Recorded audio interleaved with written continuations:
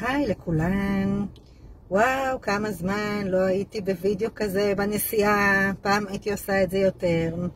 אז קודם כל אנחנו נפגשות בערב, יש לייב. אבל היום כן רציתי לדבר על נושא של הקשבה לעצמנו.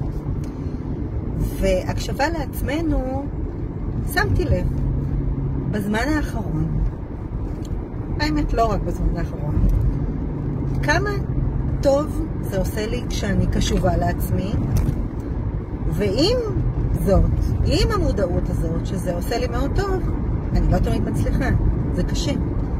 כי ההרגל להקשיב לסביבה, לאמונות שלי, להרגלים שלי, מושך אותי מלשים את הפוקוס על עצמי. אני אתן דוגמה כדי להסביר.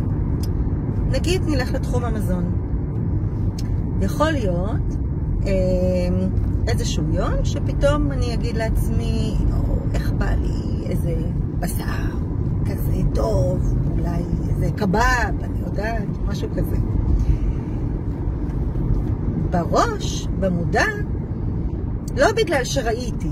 אם זה בגלל שראיתי, אז בסדר, זה טבעי. אלא פשוט זה קופץ לי כי בא לי.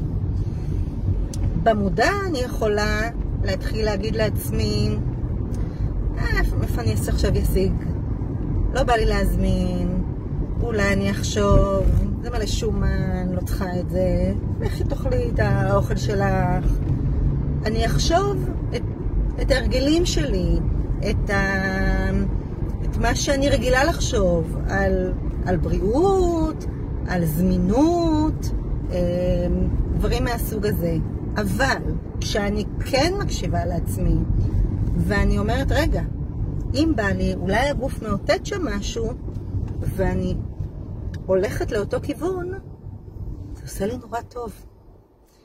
אני ממש מרגישה שהגוף שלי, בתקופות שאני ממש קשובה לו, הוא נראה טוב יותר, מרגיש טוב יותר, גם אם הצורך היה בדברים שהם לכאורה אולי יותר שומניים, אולי פחות בריאים, אבל אם זה הצורך שלי